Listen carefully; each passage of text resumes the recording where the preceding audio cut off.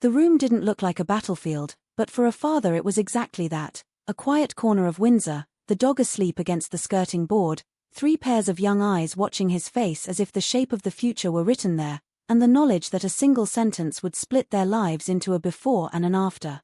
He had rehearsed it on night walks and in the stillness that follows slammed doors, turning words over like stones, rejecting any that sounded like theatre. When Prince William finally spoke, he didn't use the heavy voice of a future king or the soft lie of a man dodging reality. He used a tone his children know from scraped knees and lost homework, steady, plain, honest. "Mummy is ill. The doctors found something they're treating. We have a plan. We will do this together." There would be questions, of course. There always are. There would be the quick, brave nods children learn from adults, and then the telltale quiet later, the kind that makes a parent listen to footsteps and laughter with a stethoscope for the soul. But first came the truth, and with it a promise: your world is safe because we will hold it safe.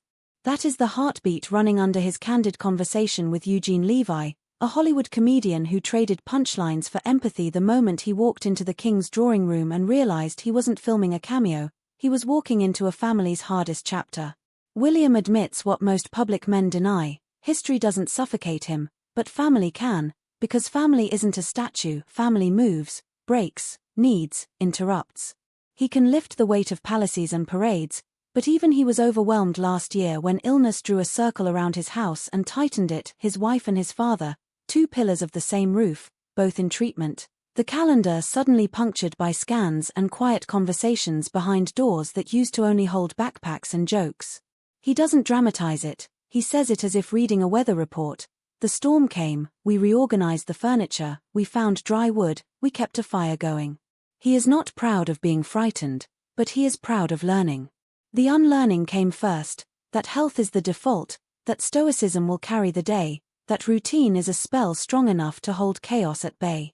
You think it won't be you, he admits, not with self-pity but with that blunt British shrug, and then you discover the rug can be pulled so quickly that you're still holding tea in a cup that is already halfway to the floor.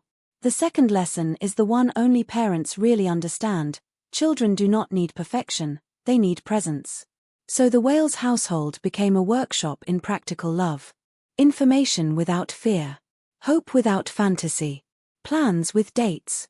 Boundaries around the hours when the door stays shut and the phones stay face down. And a new rule for the whole house: no heroics, just honesty. He doesn't betray his children's details. He talks instead in the language of patterns, the way each child develops a coping mechanism that is really a map: some talk, some draw, some run until their cheeks glow and the worries are too tired to keep up. He watches for bottling up, because bottling makes explosions, and he counts silence the way doctors count breaths. They are brilliant, he says, but brilliant is not a trophy, it's a verb. It means they adapt, they trust the plan, they ask when they need to, and they go back to being kids because grown-ups built the walls that let them. In his voice is a craftsman's pride: we built those walls in time. The setting for these admissions matters. Not a podium. A pub. The 2 brawls, a pint of sweet cider, Eugene's gentle questions, Orla's tail brushing the table leg, Windsor's old stone doing what it has always done: hold people together when life tries to pull them apart. He laughs off the performative bits of royalty: the scooter in the quadrangle, the surprise letter to Levi that turned a travel show into a confession booth, the personal tour joke he throws away like a paper airplane. The point of the day is not to produce a sound bite, it's to let the audience glimpse a man who figured out how to keep working when the map caught fire. I enjoy my job, he says, and he means it, but the hard part isn't the walkabouts and the speeches. It's the part where media noise slams the windows at midnight and speculation tries to pick the lock. He learned to bar the door without turning the house into a bunker, to insist on space not as a status symbol but as a medical device. There is a moment, small, easy to miss, when Levi asks how Catherine and the king are doing now, and William opens the window just enough for fresh air. Things are good. Remission is great news. Everything is progressing in the right way. These are not fireworks, they are measurements. Anyone who has lived in the shadow of a diagnosis recognizes the rhythm. Don't jinx it with triumph, do honor it with gratitude. The family has moved from cliff edge to hillside, but they keep their boots on. He talks about being 15 when the car crash in Paris tore a hole in his sky, and if you listen you can hear why he is so protective of his children's rhythm. He knows what it is to have grief arrive with cameras. He knows the difference between mourning and performance. He wants his family to process life at the speed of feeling, not at the speed of headlines.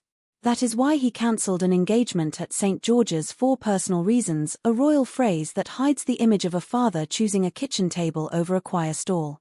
He is careful not to turn private moments into set pieces.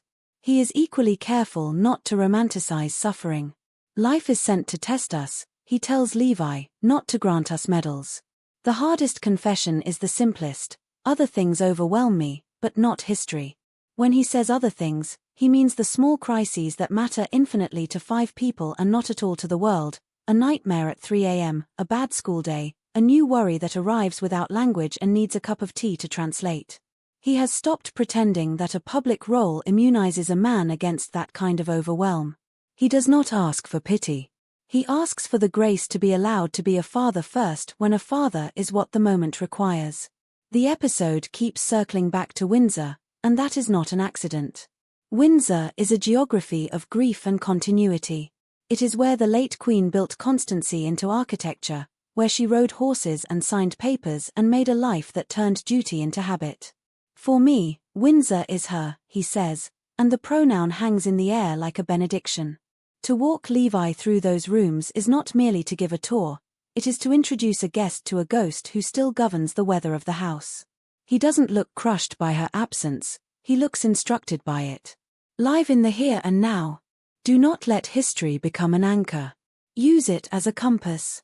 Eugene, who grew up in Canada where the crown is both familiar and far, is the perfect foil.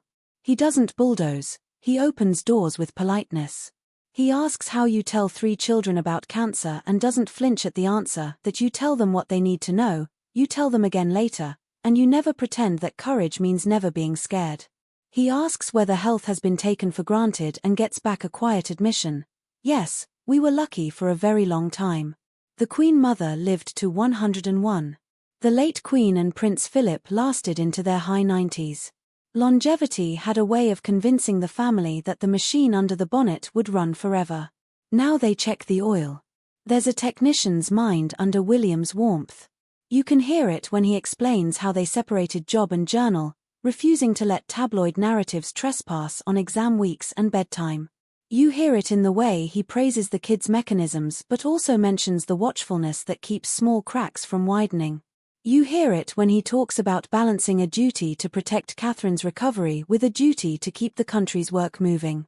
He has found the switch that turns performance into service. Show up when it helps, shut up when it heals. He admits he's grown into the role. At 20, the uniform felt like a costume. At 43, the uniform feels like a tool. Curve balls still come, but they no longer smash the glass. That is what time does when you let it teach you. And it's what a marriage does when it becomes a team sport in bad weather.